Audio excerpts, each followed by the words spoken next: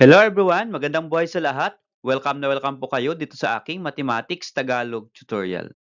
Sa video na ito ay papaliwanag ko sa inyo on how to evaluate algebraic expression. Let us say we have this expression a plus 6b at we are going to evaluate this one for a is equal to 5 and b is equal to negative 2.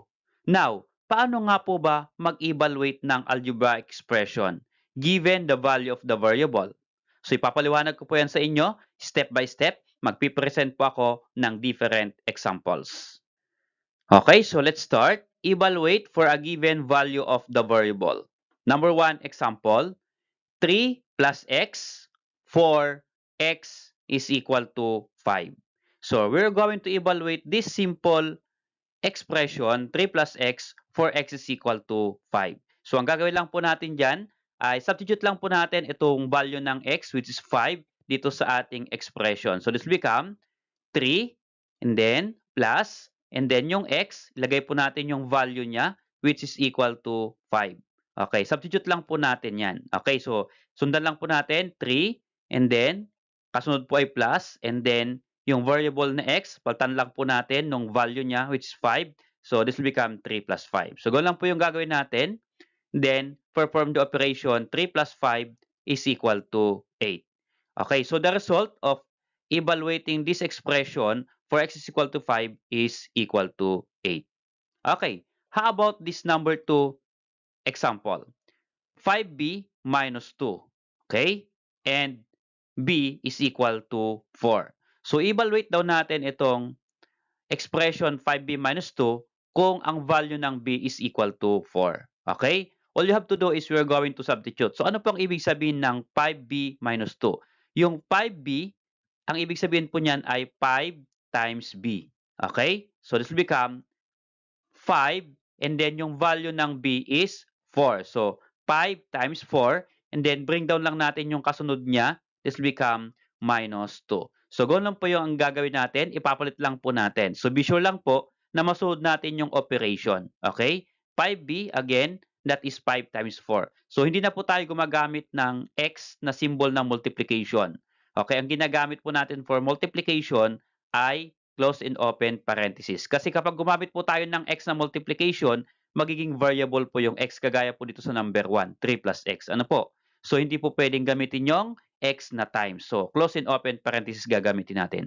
So this is read as 5 times 4 minus 2. So ito na po yun. Pinalit lang po natin yung value ng b which is 4. Okay? And then perform operation. Sundan lang po natin yung GEMDAS. Unahin po natin yung multiplication and then subtraction. So what is 5 times 4? That is equal to 20. And then bring down minus 2. Okay? And then subtract 20 minus 4, 20 minus 2 is equal to 18. So ang result ng evaluation ng expression na ito for b is equal to 4 is equal to 18. Okay, for number 3 example, we have this expression a plus 6b for a is equal to 7 and b is equal to negative 3. So take note, not always yung value ng variable ay positive. So meron ding negative, meron pang fraction. Okay, so a is equal to 7 and b is equal to negative 3. I-evaluate po natin itong expression. So yung first term po natin ay a. So what is the value of a? Ito po, 7. So papalitan lang po natin yan ng 7 yung a. Okay, so 7. Then next po sa ating expression ay plus. So bring down, plus. Then next po ay 6. Ang 6 po ay hindi po magbabago yan kasi number po yan. So 6. And then papalitan po natin yung b. Okay, so b is equal to negative 3. Okay, so that is negative 3. Okay, again, 6b means 6 times b. Kaya dito po, 6 times yung value ng b na negative 3, that is 6 times negative 3. Okay, so we have now 7 plus 6 times negative 3. Again, yung a ay 7, ito po yon. And then plus, bring down, and then 6. And then yung b ay negative 3. So, palitan natin ng negative 3. Okay, so between addition and multiplication. So, anong unahin po natin? Applying GEMDAS. Of course, ang unahin po natin dito ay multiplication. So, we just bring down 7, then plus, then multiply natin. What is 6 times negative 3? That is negative 18. So now, what is 7 plus negative 18? So yung rule ng adding integers, so ang 7 ay positive, ang 18 ay negative. Kapag magkaiba ng sign, you are going to subtract. Okay, so what is 18 minus 7? That is equal to 11. And then copy the sign of the higher number. Disregard natin yung sign nila. So which one is higher, 7 or 18? So 18 po, ang sign niya ay negative. So the result of the answer is negative. So the answer here for 7 plus negative 18 is negative 11. Okay, so how about this number 4 example? We have x squared plus 3x minus 7, 4x is equal to negative 5. So isa lang po yung variable natin dito, x. Kaya ang isa lang po yung variable na nandito na may value, x is equal to negative 5. Okay, substitute po natin yung ating given na value ng x. So unahin po natin itong x squared. So ang x po ay, again, negative 5 yung value ng x. So, negative 5, and then may square po tayo dito sa first term. That will become negative 5 square. And then, next po sa ating expression ay plus. So, bring down, plus. And then, next po ay yung 3. Tama po ba? So, 3.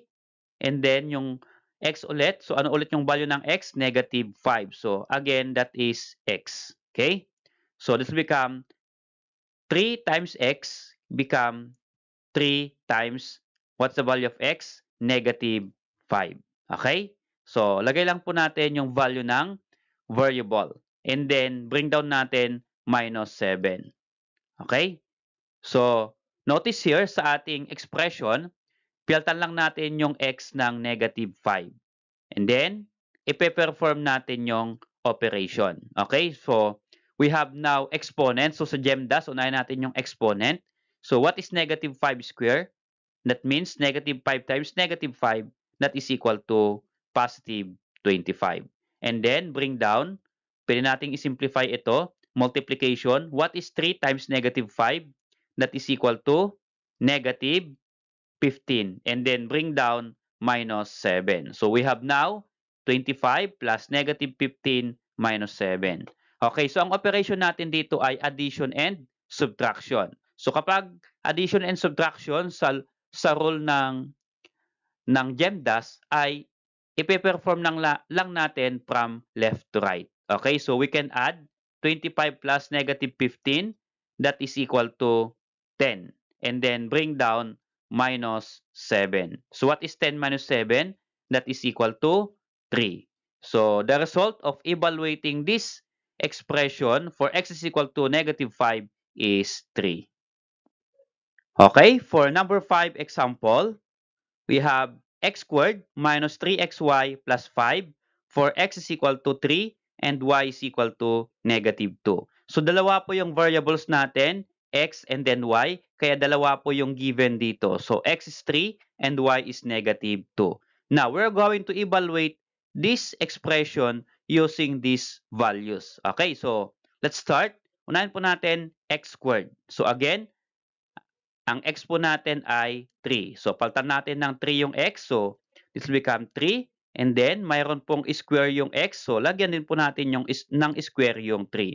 And then, ang next po sa ating expression ay minus. So, bring down, minus. And then, ang next po ay 3. Okay? And then, ang next po ay yung variable x. So, again, ano po yung value ng variable x? That is equal to 3. So, 3 times x. So, 3 times ang x ay 3. And then, yung y is, what is the value of y? That is negative 2. Okay? So, lagay po natin dito times negative 2. Okay? Again, ang ibig sabihin po ng 3xy is 3 times x times y. Kaya ito po yon. 3 times x is 3 times y is negative 2. Kaya 3 times 3 times negative 2. Okay? And then, ang kasunod po dito ay plus. So, bring down, plus, and then 5. Okay? So, lahat po ng variables ay nalagyan na po natin ng value. Okay? Mula po dito sa given. So, now we are going to perform the operation applying GEMDAS. So again, we have exponent here. So unahin po natin exponent. What is 3 squared? 3 squared mean 3 times 3, that is equal to 9. And then, baba natin, ang kasunod ay minus. So, pwede na po natin i-simplify itong 3 times 3 times negative 2. Okay, kasi multiplication po itong tatlo. So, what is 3 times 3? 9. Then, 9 times negative 2, that is negative 18. And then, we'll now bring down plus 5 here. Okay? So, we have now 9 minus negative 18 plus 5. So, ang operation na lang natin dito ay subtraction and addition. So, again, kapag addition and subtraction na lang ang natitira, we can perform the expression from left to right. Okay? So, unahin po natin dito, 9 minus negative 18. So, what is 9 minus negative 18? So, again, as I recall, kapag minus at negative magkasunod na ganyan, change lang po natin yung operation to addition. Okay? So, baliwala na po ito. Okay? So, magiging 9 plus 18. And what is 9 plus 18? This will become 27. And then, baba lang po natin dito yung kadugtong niya plus 5. Okay? So, we have only one operation now, 21 plus 5. 27 plus 5. And what is 27 plus 5? That is equal to 32. Okay, so the result of evaluating this expression for the value of x and y, the result is 32. Okay, so how about this number 6 example?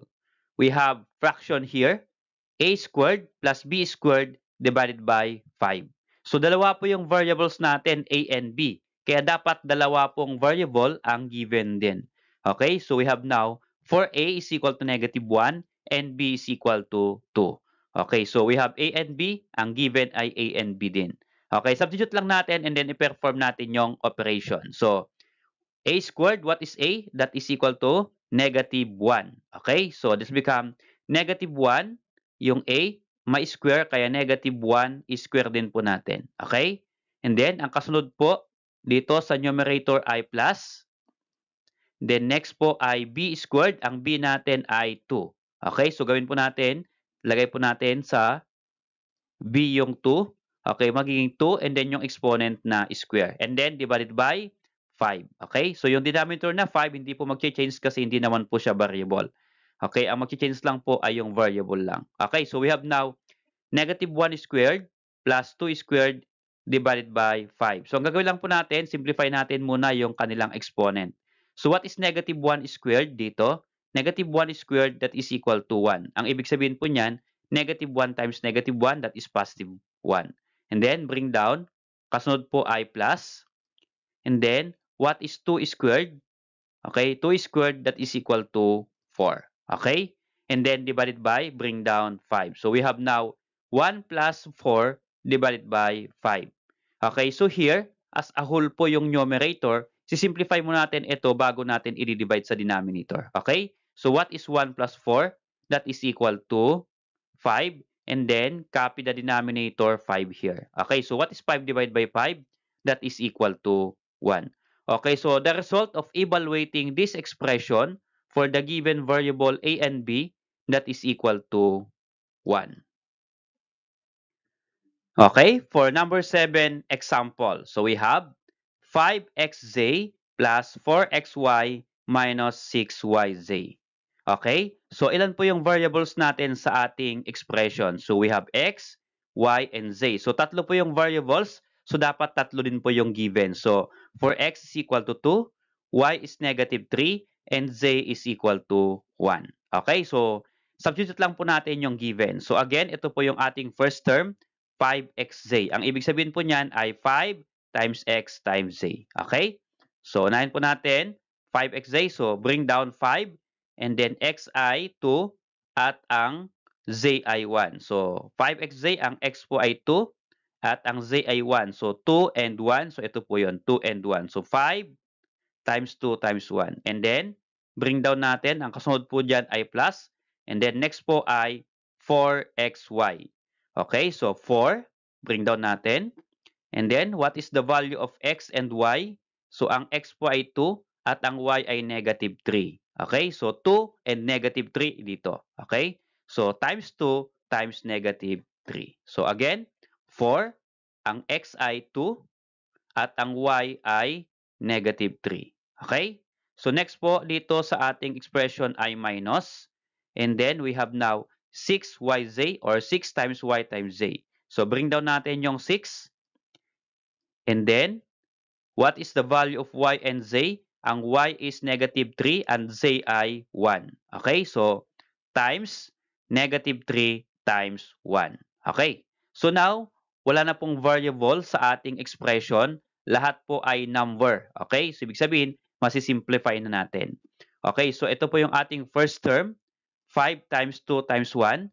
Second term natin, 4 times 2 times negative 3. At third term natin, 6 times negative 3 times 1. Okay? So, multiply po muna natin. Okay? So, sa GEMDAS, multiplication po muna. So, unahin natin yung first term. 5 times 2, 10 times 1, that is equal to 10. And then, ang next po ay plus. Second term natin, 4 times 2 times negative 3. So, 4 times 2, 8. 8 times negative 3, that is negative 24. And then, ang next po ay minus. So, multiply natin. 6 times negative 3, negative 18 times 1, that is negative 18. So, ang operation na lang po natin natitira ay addition and subtraction. So, i-perform po natin yung ating expression from left to right. So, yan po yung rule ng GEMDAS. Okay? So, unahin po natin itong 10 plus negative 24. So, we are adding different sign, positive and negative. So, kapag nag-plus tayo ng magkaibang sign, all you have to do is subtract. So, 24 minus 10, that is equal to 14. And then, kaya po siya negative, ang sign po ng higher number ay negative, so the result is negative. Okay? And then, how about this one? Minus negative 18. So again, kapag ganito pong magkasunod yung minus at negative, gawin lang po natin yan na addition. Okay? Tanggal na po natin ito.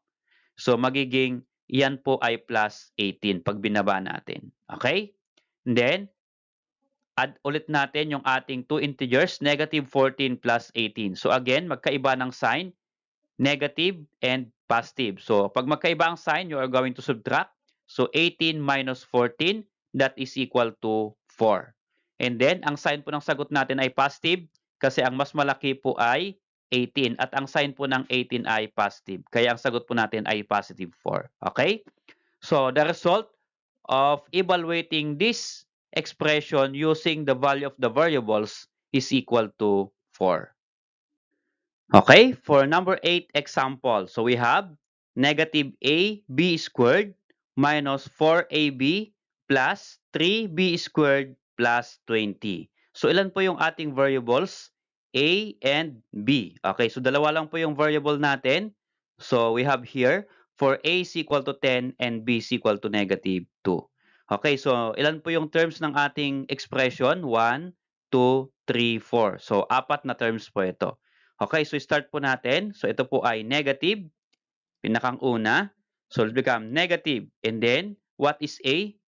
Ano po yung A natin dito? Ang A natin ay 10. Okay, so negative, ito po yun. And then A ay 10. So that will become 10. And then times, ano po ang value ng B?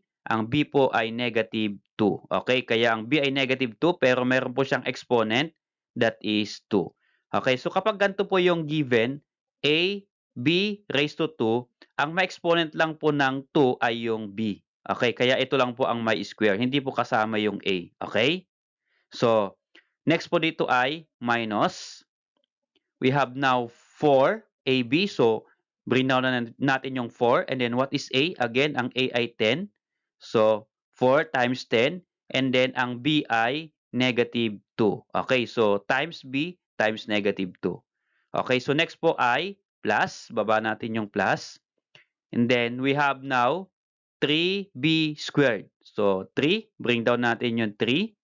And then ano po yung B natin? Negative 2. Okay, so lagay po natin dito times negative 2. And then yung B again, mayroon po siyang square. Kaya negative 2, i-square po natin yan. And then next po sa ating expression ay plus 20. So baba po natin. plus 20. So, wala pong variable dyan. Kaya, as is, bababa lang po natin yan. So, lahat po ito ay numbers na. So, ibig sabihin, pwede na po nating i-simplify applying the rule of GEMDAS. Okay, so unahin po natin itong first term. Negative 10 times negative 2 raised to 2. So, ito pong first term natin, meron po siyang exponent. So, unahin po natin yung exponent muna.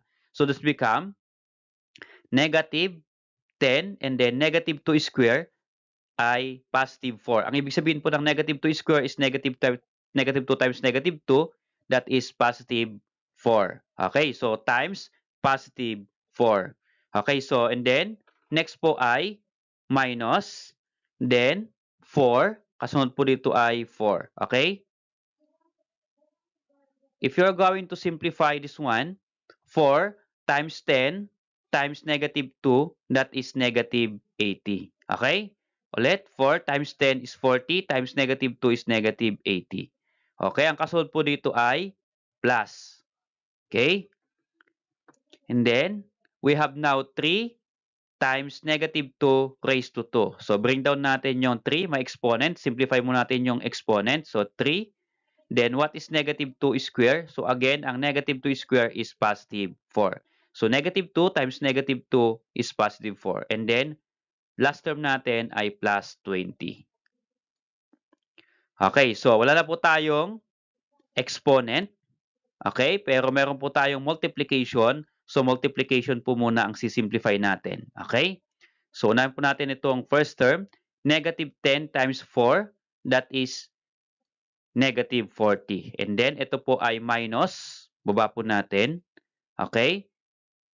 Since ito po ay minus at negative, by the way, kung minus at negative po yan, change lang po natin yung sign again. Ito po ay magiging plus. Okay? So, mawala na po yung minus at negative. Magiging plus na po yan. Kaya ito po ay plus. Okay? And then, 80. And then, ang next po natin dito ay plus 3 times 4. That is equal to 12. So, that become plus 12. And then, ang last po natin ay plus 20. So, bring down plus 20.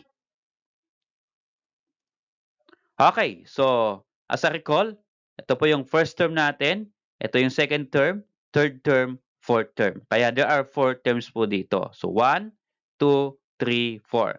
So lahat po ay addition, yung operation. So ipe-perform lang natin from left to right. Okay?